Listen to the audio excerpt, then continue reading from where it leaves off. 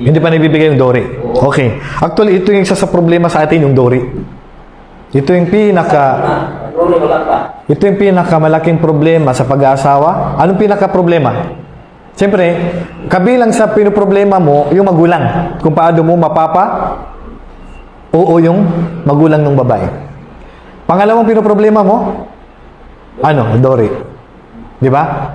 Ngayon, pag-usapan natin ang tungkol sa dori. O sa Arabic, mahar. Ano ang hatol sa dori o mahar? Kabilang ba ito sa haligi ng kasal? Na pag walang dori, hindi matatanggap ang kasal? Napag-aralan nyo kanina sa haligi. Hindi siya kabilang sa haligi ng kasal. Kabilang ba ito sa wajibat? Hindi rin. Ito ay athar. Atharun nikah. Ibig sabihin ng athar, tanda ng kasal. At ang dori, hindi ito karapatan ng magulang. Karapatan ito ng babae. Babae ang magdi-decide sa dori kung ano ang hihingin niya. Huwag naman pahirapan ng babae yung lalaki na maghingi ng 1 million. 500,000. Masyado namang mahal yan. Okay. Ang propeta sallallahu alaihi wasallam, ang sabi niya ay saruhunna mu'annatan baraka. Ang pinakamagaan na dori na babae sa pag-asawa ay mayroong baraka. Yan ang may blessing. At ang dori, nagdi-decide dyan is babae. Kaya ang sabi ng Allah sa Quran, وَآتُوا النِّسَاءَ صَدُقَاتِهِنَّ نِحْلَةً فَإِنْتِبْنَ لَكُمْ عَنْ شَيْءٍ مِّنْهُ فَقُولُوهُ هَنِيئًا مَرِيئًا. Di ka ko sa TikTok, Dre? Takap ko sa TikTok? Takap ko na? Okay. So ngayon, sabi ng Allah subhanahu wa ta'ala, ibigay ninyo ang mga duri ng kababaihan. Ng 100%. Sa kanila yan. Pero pag binigay na sa'yo, sabi niya, bro, huwag ka nang magduri. O kaya, ang napag-usapan nyo, 10,000 pesos, sabi na 5,000, huwag mo nang bayaran. Ang duri, ganito po yan. Tanggap ang kasal kahit hindi pa naibibigay ang duri. Tanggap ang kasal kahit hindi pa naibibigay ang duri. Halimbawa, kinasal kayo, napag-usapan yung dori, na utang muna. Utang muna. Pwede rin cash, pwede rin installment. Pwede rin installment. At ang pinakamainam na dori, pera. Kasi ang propeta sallallahu alaihi wasallam sa mga anak niya at sa pag-aasawa niya, pera ang kanilang dirham at saka dinar, ang kanilang pinang dori. At hindi gamit. Pero pwedeng pang dori, gamit. Pwedeng bumasa ng Quran, pwedeng gamit, nakadepende kung ano ang gusto ng babae. Pwede bumasa ng Quran. Lalo na pag wala ka ng pangdori, pwede na magbasa na lang. Pwede yan, gold. Ha? Gold. Gold pwede. Wag lang tinatawag na wedding ring. May mga wedding ring na yung nga paniniwala na hanggat suot yung wedding ring, ay mahal mo siya. Sa Christian, may bang ganun ba? Meron. Pag dito, kasal na. Pag dito, engaged na. Pag dito, hiwalay na. Pinalitan na. Kasi may mga meaning, di ba, sa Christian? Ang alam ko may mga pag dito daw, malalaman mo daw na dito, kasal na. Tama ba? Oo, sabi mo na. Pag dito, kasal na. Sa kaliwa kasi naso? O sa kaliwa? O, pag dito daw, palatandaan na kasal na daw yan. Patapos single pa daw pag dito. Walang 60. Oo, pag dito. Mga palatandaan na walang katibayan, yan po ay bid'ah.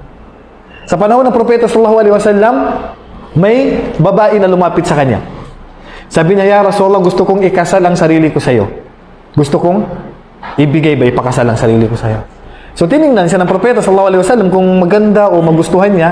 Tiningnan ng propeta mula taas pababa, hindi nagkagusto ang propeta. Dahil hindi siya nagustuhan ng propeta, tumalikod ang propeta sallallahu alaihi wasallam, ibig sabihin, tanda na ayaw niya. Kasi ang propeta sallallahu alaihi wasallam, pag ayaw niya, hindi na siya magsasalita. Katulad sa pagkain, pag ayaw niya, hindi na siya magsasalita. Hindi katulad sa atin, grabe naman to. Yun ang problema sa atin. Kumbaga, pinipintasan mo yung bagay, pinipintasan mo yung pagkain, pag ayaw mo. Ang propeta sallallahu alaihi wasallam, pag gusto niya, hindi niya pag gusto niya, kakainin niya o sasabihin niya. Pag ayaw niya, iiwasan niya at hindi niya kakainin. Ganun lang yan. So, hindi siya pinansin ng propeta sallallahu alaihi wasallam, kaya nakita nung sahaba na sabi niya, Rasulullah, nakita ko na ayaw mo sa babae, baka sa akin mo na lang ikasal. Kasi total, ayaw mo naman. Tulad halimbawa sa atin. Halimbawa, mayroong nagkagusto sa'yo. Halimbawa lang may nagkagusto sa'yo. Ikaw yung nakrasan nung babae, ikaw yung gusto niya maging asawa, ayaw mo. Pag tumanggi ka na, pwede na akong pumasok.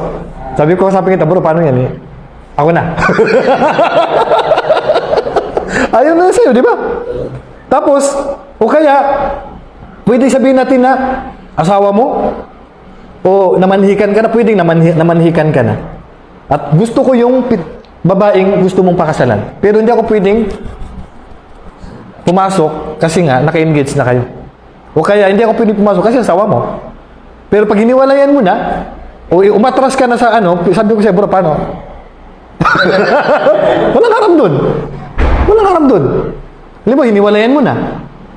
O kaya ay, hindi mo tinuloy yung pag-aasawa sa kanya kasi umatras ka, maaaring hindi mo siya nagustuhan, walang problema. Kaya sabi ng propeta sallallahu alaihi wasallam, la yakhthub ahadukum ala khitbati akhihi hatta yatruk.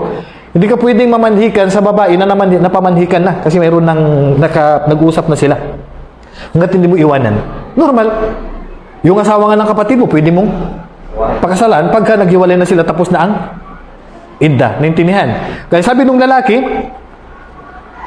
Ya Rasulullah, napansin ko na hindi niyo po gusto, baka pwedeng sa akin na lang. Sabi ng propeta sallallahu alaihi wasallam, mayroon ka bang pangdori? Meron ka bang may bibigay sa kanya na pangdori? Sabi niya, wala, Ya Rasul. Sabi niya, maghanap ka kahit ano. Kasi ibig sabihin, yung lalaki na to na gusto mag-asawa, miskin. Kaya pwede pala mag-asawa kahit miskin. Yung iba, iniisip nila, ang pwede lang mag-asawa, may trabaho, may pera, may kaya, pwede ka mag-asawa kahit miskin. Basta tatanggapin ka ng babae at may pangdori ka, alhamdulillah. Kaya nga, kapag natatakot ka na baka walang kayamanan pagkatapos ng kasal, saan ko kuhanapin ng pangtustos ko sa kanya, huwag kang matakot.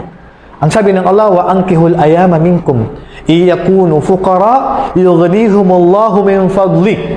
Ikasalin niyo yung mga walang asawa sa inyo, sabi ng Allah subhanahu wa ta'ala, dahil kung ang kalagayan nila ay miskin, pulubi, ang Allah na nagsabi, ikasalang walang asawa.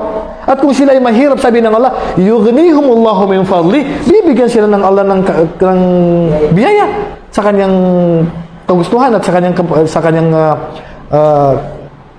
biyaya na galing sa Allah subhanahu wa ta'ala. Mismo ang nangako ang Allah, tapos takot ka? Nangako na ng Allah na bibigyan ka ng biyaya pagka ang naglayon ka na mag-asawa. Ibig sabihin, dahil sa pag-asawa at magandang layunin mo, bibigyan ka ng Allah ng biyaya. Huwag kang matakot. Paano yun? Walang pambili ng bigas. Kaya maraming tumatandang lalaki. Kasi takot eh. Subhanallah. So, marami rin tumatandang babae dahil sa duri. So, tingnan natin itong hadis na to. Subhanallah. Sabi nung propeta sallallahu alaihi wasallam, maghanap ka kahit ano na. So, naghanap ng lalaki, hinalungkat na yung bahay niya. Ibig sabihin, naghanap na siya, wala talaga siyang mahanap. Sabi ng propeta, maghanap ka. Alam mo, baka may kaldero doon. May kalan. Diba? May tinidor. May plato. Subhanallah. Imagine hinanap niya na lahat yung nasa loob ng bahay niya. Ibig sabihin, kwarto lang, walang kwarto lang, walang laman, walang unan. Walang kumot. Walang kama. Walang plato. Walang baso. Walang tinidor. Imagine bro, napakamiskin. Gustong mag-asawa, pero ang mayroon lang sa kanya, ano lang mayroon? Bahay lang, at saka pintuan. Bahay, pintuan, at saka bintana. Yun lang ang mayroon sa kanya. Okay. Sabi niya, Rasulullah, wala talaga kumahanap. Sabi niya, maghanap ka kahit walau khataman min hadid. Iltamis walau khataman min hadid. Sabi niya, maghanap ka kahit sing-sing lang nagawa sa bakal. Ibig sabihin bro, kung may mahanap kang alambre, imagine, sabi ng propeta, maghanap ka kahit sing-sing na gawa sa bakal. Subhanallah. Bro, yung mga alambre, yung pako, bilugin mo lang bro. Kasi ang sabi ng propeta, gawa sa bakal. Ang mahalaga may bibigay ka man lang ng sing-sing. Iltamis walau khataman min hadid. Pumasok yung lalaki sa loob ng bahay niya, walang pako, walang alambre. Sa daan, naghanap siya sa desierto, baka makatsamba na may mga naitapon na mga hanger. Yung mga hanger dito, di ba? Alambre. Wala siya mahanap Subhanallah, talagang napakamiskin pagdating sa propeta. Ano sabi niya? Sabi niya, wala khataman min hadid. Sabi niya, Rasulullah, kahit na sing-sing na gawa sa bakal, ya Rasulullah, wala talaga kumahanap. Sabi siguro ng propeta, napakamiskin. Napakamiskin. Okay. Sabi ng propeta sallallahu alaihi wasallam, ano lang kayamanan meron ka? Imagine, tinanong na siya ngayon ng propeta kasi wala na Kumbaga sa Maguindanao, may tamandan. Sa Tagalog, sagad na yung kayamanan niya. Sumagad na. Sabi ng propeta sallallahu alaihi wasallam, ano lang kayamanan meron ka? Sabi niya, Rasulullah, itong suot ko. Anong suot mo? Katulad ng nakahiram. Izar, sa taas, at saka sa baba, rida. Ay, izar sa baba, rida sa taas. Yun lang yung kayamanan niya. Sabi niya, kung bibigay mo yung isa dyan, kung ibibigay mo yung isa dyan, anong matitira? Sabi niya, kung ibibigay mo yung tataas, sa baba na lang. Hindi pwede, makikita yung aurat niya. Ibibigay mo sa baba, mas lalo. Problema, malaki. So sabi ng propeta sallallahu alaihi wasallam, problema yan. So ano sabi ng propeta sallallahu alaihi wasallam? Meron ka bang sa ulong Quran? Kasi wala na, hindi naman pwedeng ibigay na yun. Meron ka bang sa ulong Quran? Ibig sabihin, sagad na, talagang panghuli na talaga yung Quran. Meron ka bang sa ulo na Quran? Sabi niya, Rasulullah, meron. Sabi niya, banggitin mo. Binanggit niya yung mga sura. Sabi niya, ito, sura ganito, sura na ganito. Sige, basahin mo na yan. Yan na yung pangduri mo sa babae at ikinakasal kita. Faqad angkahtukaha bima ma'aka min al-Quran. Ikinakasal na kita sa babae na to o ikinasal na kita sa babae na to sa pamamagitan ng duri na yan na sa ulo mo sa Quran. Yan na. Ibig sabihin, pag walang-wala na, pwede na yung Quran. So, pag walang-wala na, pwede na ang? Pwede ng Fatiha. So, naintindihan? Ibig sabihin, pwedeng pangduri ang gamit. Pwedeng pangduri ang gamit. Pwedeng biligan ng sing-sing. Pwedeng magbasa ka na lang ng Quran. May narinig ako dito, kabilang sa mga teacher niyo. Siya mismo nagkwento. Ang duri daw niya, isang baso ng tsaa. Mas may classmate ako, ang duri na 100 pesos utang pa. 100 pesos utang pa. Grabe talaga. Sa panahon ng propeta sallallahu alaihi wasallam, sa panahon doon, may duri na chinilas. At meron bang nagpaduri, mag-Muslim lang. Sabi na mag-Muslim ka lang, yan ang duri mo. So ibig sabihin, ang duri, lahat ng may pakinabang, pwedeng pangduri. Wag naman yung milyon. Pwede bang iba pa yung kalabaw, iba pa yung lupa, iba pa yung motor, iba pa yung bahay, iba pa yung higaan, iba pa yung baril, iba. Napakamahal naman yan. Hindi po binibinta ang babae. Hindi binibinta ang babae. Oo. Ang problema lang, akala nila, kumbaga kasikatan, karangyaan, parang proud sila na malaki masyado ang duri. Kaya maraming tumatandang babae. May mga babae na, ito, pangkalahatan, may mga babae na professional. Nurse, doktor, teacher, professional. Pakiramdam ng mga babae, dahil sila professional, kailangan mahal ang duri at bongga ang kasal. Subhanallah. Grabe talaga. Mahirap daw mag-asawa ng professional, kay mahal. Dito na lang tayo sa, simple lang. Hindi nila inisip na sila ba ang mas mainam sa mga babae noon? Sa panahon ng propeta sallallahu alaihi wasallam? Bakit? Pakakasalan mo ba babae dahil sa sahod niya? Ano pakialam mo sa sahod niya? Pakakasalan mo siya dahil gusto mong mapangalagaan ang sarili mo mula sa paggagawa ng haram. Hindi dahil sa kanyang. Kaya man, may tumawag